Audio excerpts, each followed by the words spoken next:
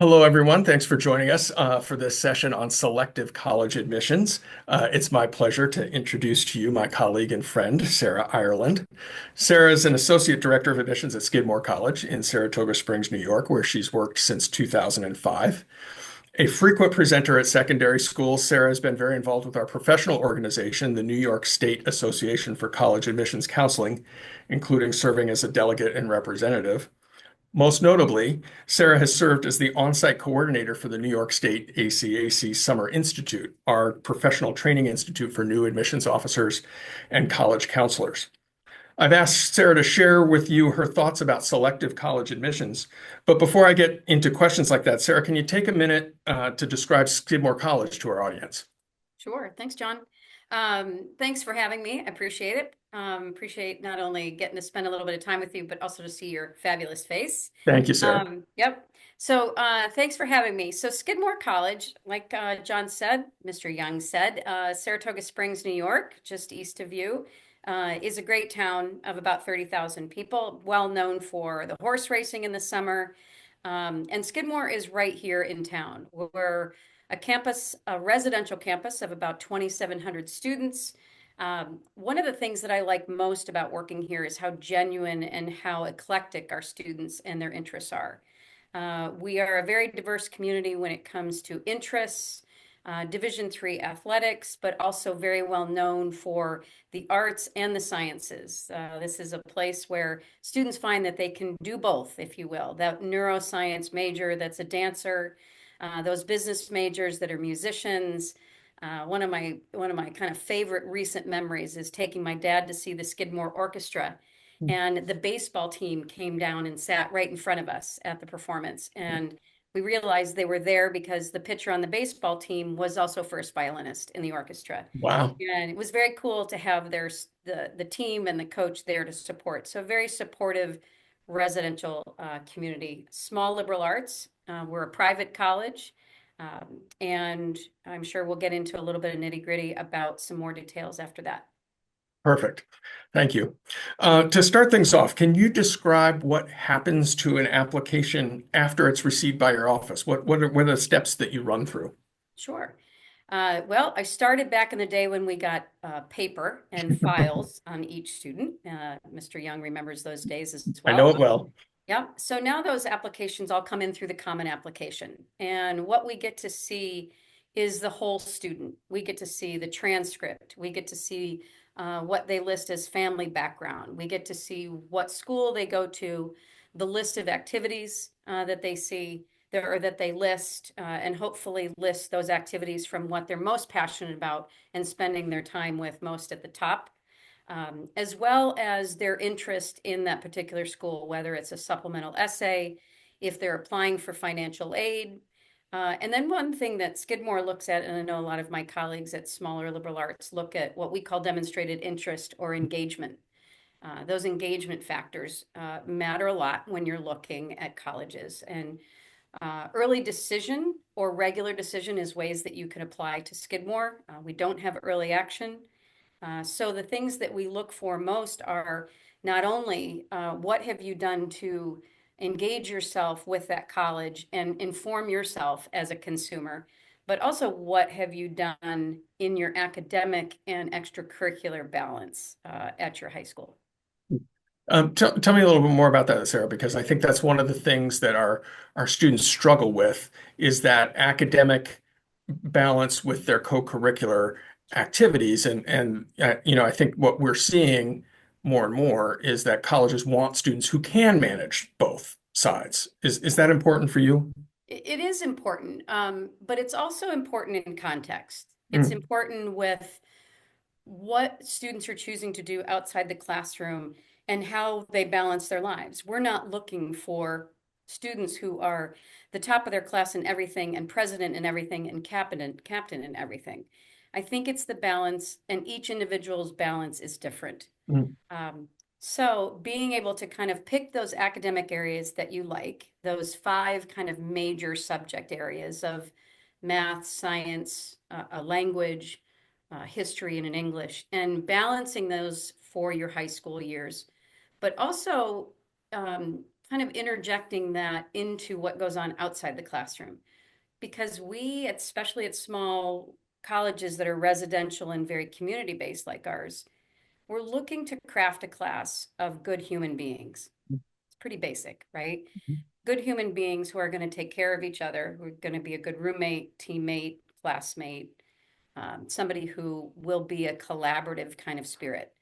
So being able to balance your strength as an academic, but also who you are and who you're developing to be outside the classroom.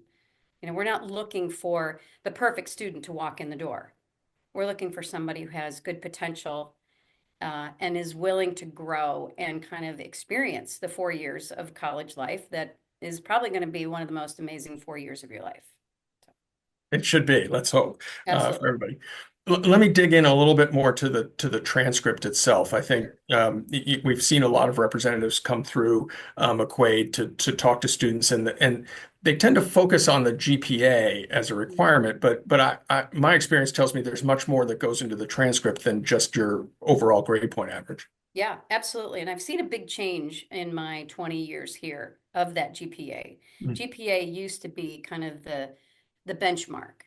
Well, a GPA at McQuaid may look very different than a really large public high school. Mhm. For example, my recruiting areas are the DC area. There is a large public school that offers 36 APs, has no requirements, pre-requirements, and no recommendations to take APs. Kids can take as many as they want. Mhm.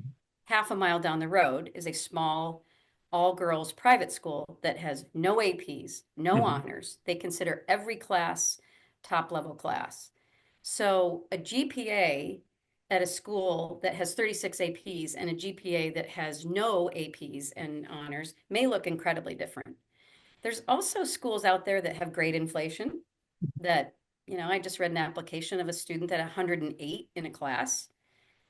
There's other schools that a B, B plus, A minus is really hard to get. Mhm. So schools are, well, Skidmore especially is looking less and less at what the GPA is, but looking at the quality of the classes that you're taking. And I'm sure you've heard this, that schools would like to see that you're taking more rigor and maybe have a B in those classes than an A in a lower rigor class. Does that help a little bit with that That helps a GPA kind lot of because I think challenge? sometimes students are trying to figure out should I protect my GPA by not challenging myself, and Question we're is always trying to absolutely push not. students to challenge themselves because that's what gets you in the ballpark, so to speak, That's right. for That's admission. right. Yep. Tell me a little bit more about because you mentioned the five academic solid areas of English, history, science, math, and foreign language. Yeah. Do you have a certain expectation for students to be taking a certain number of those classes? Is there something that you're looking for in particular as a lot of the people who are watching this are juniors are thinking about Mhm. scheduling their classes for senior year? How should they approach that? Sure. What I would say is if you're looking at selective schools, they're going to want to see those 5 areas almost every year. Mhm. Now, let's say you're not a math lover and you have taken pre-calc your junior year and you're not really psyched about taking calculus, maybe moving it up to an AP Cal or an AP stats or an honors stats. You're taking a math. We highly suggest that you take math and science your senior year. All right. World language. World language is something that we want you to make sure that you're taking at least 3 years, but it's not a deal breaker if you don't take a fourth year. However, replacing one of those major subject areas with another really solid class is key. For example, I don't want to take AP Spanish, so I'm going to leave AP Spanish on the table my junior year. But my senior year, I'm going to take 2 math courses or 2 science courses or 2 history courses. So it's what you replace it with, which is something that, again, will give the admissions director context and also a message that says, even though I'm not going to take a major subject, I'm going to bulk up on another one. And so I think that's really well taken. That students who, hey, I'm not the math person, so maybe I don't take AP Calc my senior year, but instead I pick up AP European History to double up on the solid academic side. Yep. Really is important. You want to show a full transcript. Yeah, the thing that will really hurt a student is something like my junior year. Junior year, I'm going to take two or three APs or four APs, whatever, is a good balance for that student. And I'm then in the fall, I'm going to apply to colleges.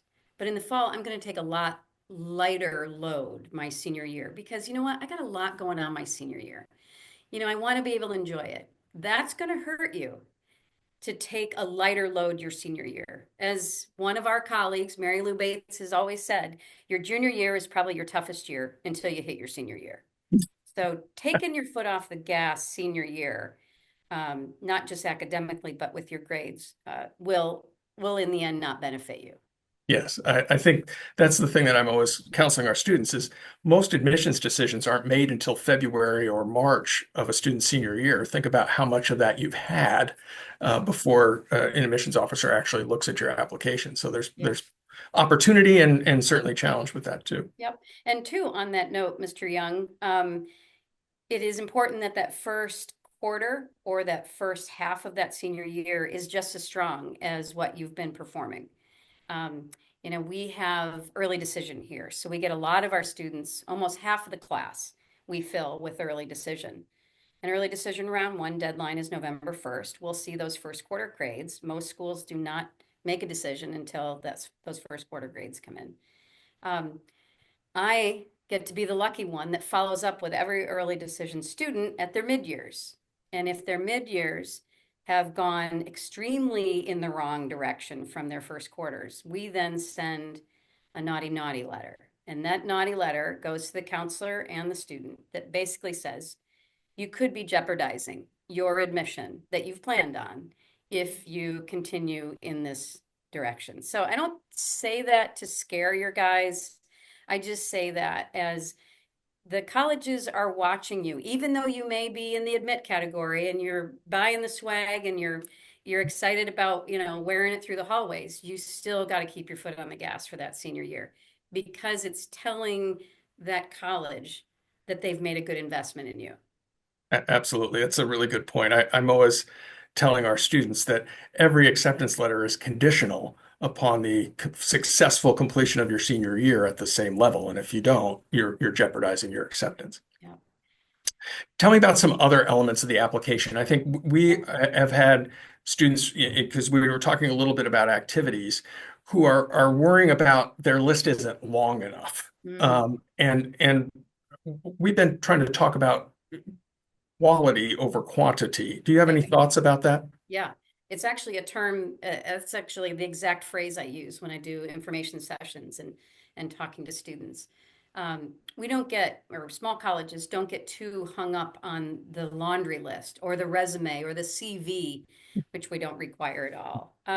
We would rather see that you are dedicated to one or two things than taking on 10, 12 things. I had a student come up to me the other day that said, hey, I just want you to know that I added on this extra club this year just because I thought it would look good.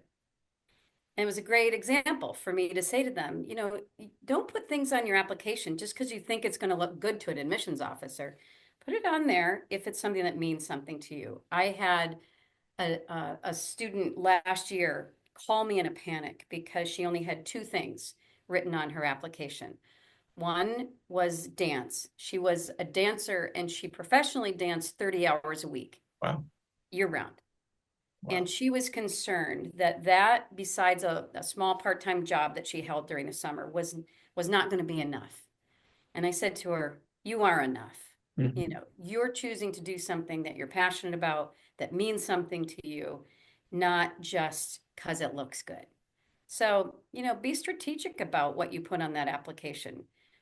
Colleges in general are looking for good community members. And if you have some things on there that are showing potential and showing growth, it will reflect well. Great. Do you have advice about recommendations? Because we're seeing more colleges than I expected when I came into this position only ask for one recommendation now, where they used to ask for two, and that there's still a chunk that ask for two. But who students should be thinking about asking for those recommendations? Sure.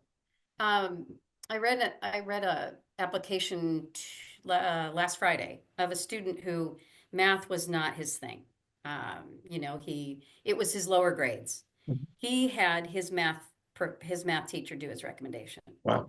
And I thought, I gave that kid a lot of kudos because it showed that even though it's not my favorite class, even though I didn't do as well as I thought, this particular teacher can show I have potential, that I work hard, that I sweat it out, and that says to me as an admissions counselor or as admissions director that this kid is willing to work, right? So we do require two teacher recommendations, and they should be from one of those core classes. We don't need an art music. That doesn't mean it doesn't mean anything to us. It just means in the academic setting, we want to see what your potential is. And there's nothing wrong with picking a teacher who may not be your favorite class, but they know you and they know what your potential is. That's critical. I think that's what we're always counseling students is to make sure they know you well and didn't just give you a great grade. You're going to get a much better recommendation. Can you talk a little bit about the essay? Because if there's something I see students starting to sweat about in the spring of junior year and over the summer, it's their essay. What are you looking for? How do you review them? Yeah. Some basic stuff that we look for. So I think the essay has a lot of myth to it that it's going to break your chances of getting in. It's just an addition to learning more about you.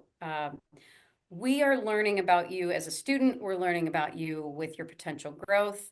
And hopefully your essay will show us that you're a good writer, but most likely you've had somebody take a look at it. We want it to be in your voice. We want it to be in a 17, 18-year-old voice, not a 42-year-old, not AI. We would like it to be in your voice. I just read an application about an hour ago, and the student's essay was about his aunt. And, it was fine. I learned nothing about him. I learned about his aunt, but I'm not looking to admit his aunt, right? So yeah, it made sense that he, was fond of her, but I learned nothing about him. So that essay should tell us something about yourself that maybe we won't know from the rest of it. And it should be obviously grammatically well done. I also read an essay recently that the essay was fabulous, and then the supplemental writings was completely different. Mm, And that was a clue of, we've got a little discrepancy here. So I would say don't sweat it as much as you need to, but be thoughtful about what the topic is and if you would want to read it. If you're reading 12,000 applications, would this be something you'd like to spend your time on? that's a great piece of advice. Absolutely. And we're telling students all the time to not shortchange those additional questions, those short answer questions. And I think that's actually where I've spent a lot of my time with the seniors is looking at those because sometimes there's word limits and it's hard to get your ideas across in a shorter kind of situation. But they're important nonetheless. It's great. And again, we are looking at a class of about 700 students, and it is about figuring out how these kids are going to blend into an environment and how they're going to build as a community member. That's critical. Um, Getting cynical for a minute. Yeah. Standardized test scores. We've seen in the last year or two post COVID, where lots of schools went test optional, this move back to standardized tests. What advice do you have for students about SATs, ACTs? Uh, just off the top of my head, my first advice would be from the list of colleges that you're applying to, figure out if that matters to them. Mm. It may be a requirement, it may be optional. Some colleges say it's optional, but they really wink, wink, really want you to have it. Um, if you came into my info session, I'd say no, optional means optional. We really don't look at them. We have done a lot of research on how the SATs translate to the work that goes on here at Skidmore, and we've found that your day in and day out work in the classroom is a better predictor of how well you can do academically than how well you test. The other piece is the equity of it. There's a lot of great smart kids out there that can't afford to take tests or can't afford test prep, or it's not offered in their school, or have to travel 3 hours just to take the test. And we find that equity doesn't make sense. And so some colleges are on that, but my advice would be find out from your list of colleges, does it really matter? Does SAT really mean optional, or is it something that is going to be high on their list of qualities to look at? And you mentioned that wink wink that and at least I felt like the admissions representatives who come to visit McQuaid and speak with our students are being pretty straightforward about that information. Hey, we're test optional, but if you score above this, we recommend that you send them, or if you score below that, please don't. Most people will tell you because admissions officers want to help when Yep. it comes to that. Admissions Um, officers are in the job of admissions, mhm. not rejection. Yeah, and that's no So, fun. no. So we're here to help. We're here to help as much as we can. On that front, you mentioned at the beginning of our talk about demonstrated interest, about showing a connection with the institutions that you're considering to apply. We get a lot of students who ask, should I be emailing them every 5 minutes? What's the best way from your perspective to make sure colleges know that you are in fact interested? Yep. Uh, you as a student are becoming an informed consumer, right? And you are a lot smarter than we used to be when we were looking at colleges. And colleges are also more savvy in finding out if you are interested in them. There's a great platform out there that we use called Slate. And when emails get sent to you, we can see if you're opening them. We can see if you care at all about what we're sending. Um, we can, not that I'm getting into the big brother end of things, but there's things that we have visibility to on our end. The other thing is, you guys as juniors and seniors are really at a great benefit because colleges had to up their game during COVID to figure out how to get you to know more about the college. So there's a lot more virtual stuff that's offered out there. There's virtual info sessions. There's ways you can connect with students. There's my gosh, we've got something planned almost every night, whether it's a webinar or live, where you can tune in and you can ask questions and you can find out more about FAFSA and financial aid and what's it like on campus on the weekends and those types of things. That is your job to find those things out as a student. It's our job to provide those opportunities. So if you're not taking advantage of some of those opportunities, we feel like maybe if you apply and you haven't come to campus or you haven't done a virtual tour or we haven't seen that you've been able to log into some of the offerings we have, that maybe you don't care. Maybe we're not high on your list.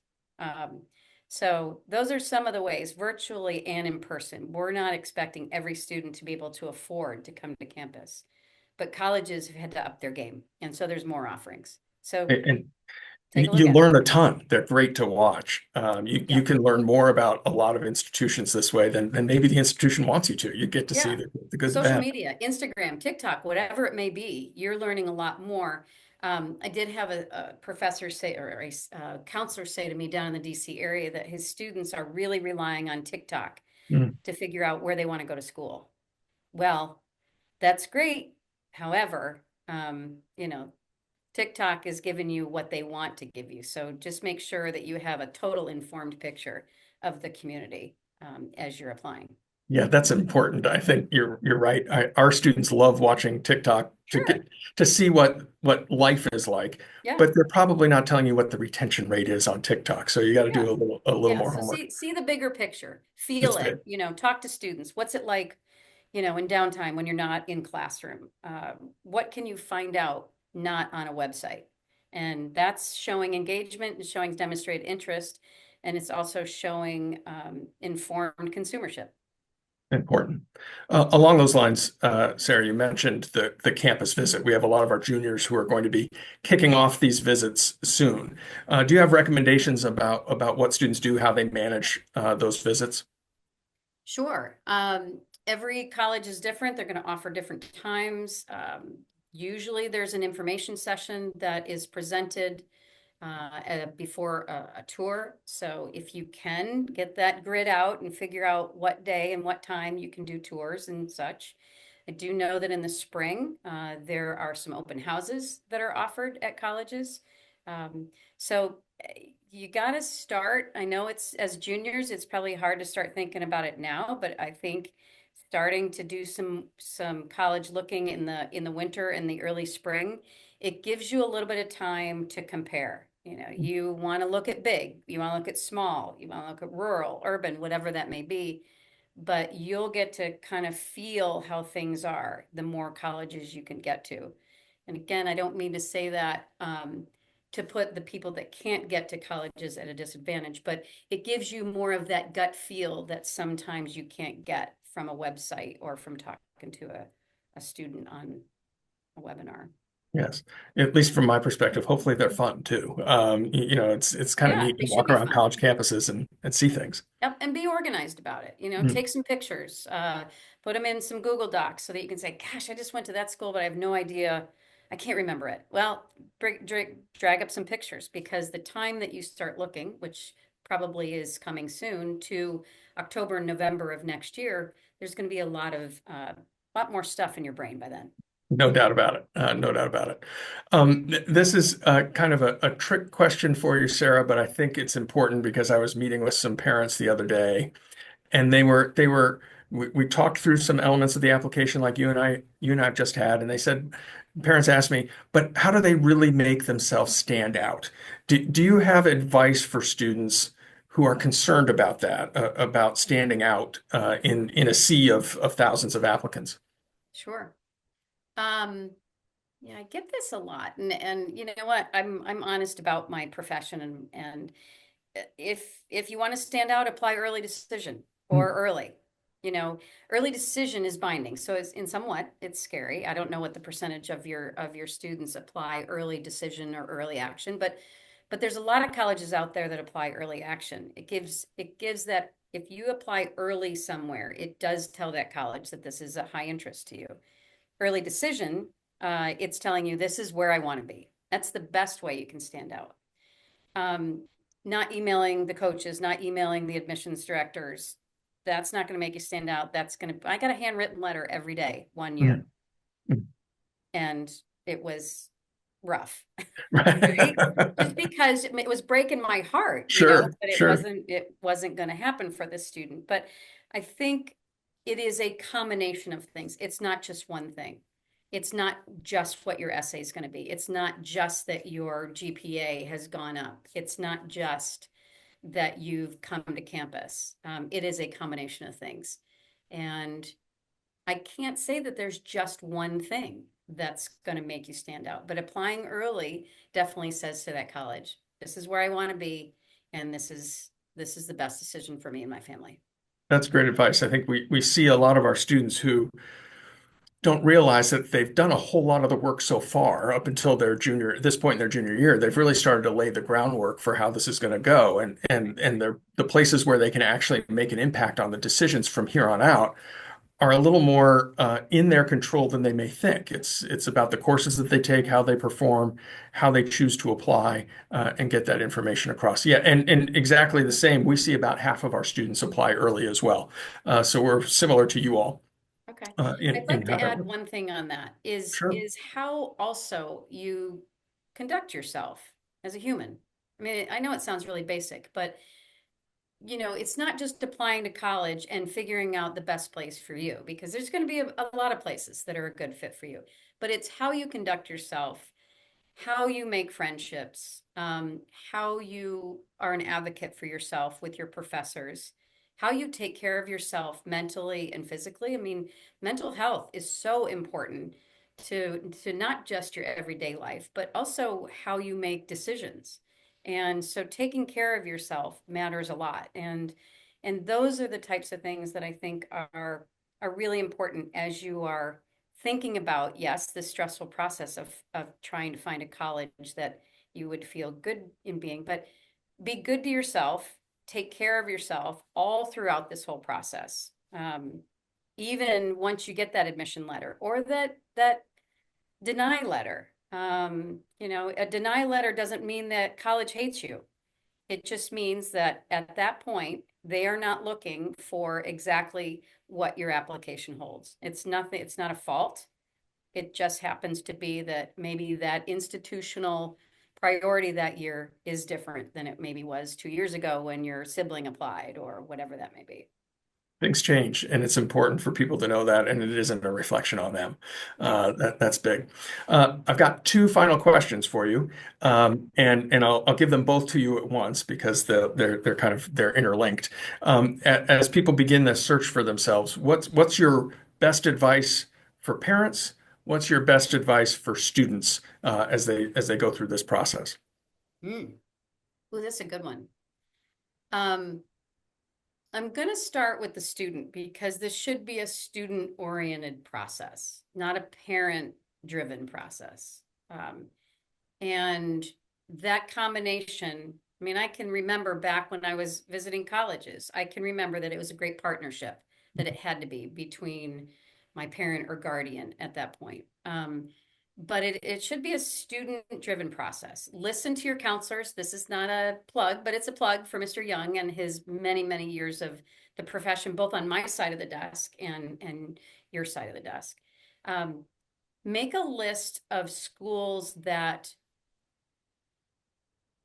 you care about, not that one sends you something in the mail just because you're on a list, but that there's something about that college that speaks to you. Be daring that you're going to wear a sweatshirt that maybe no one else in your school is going to wear.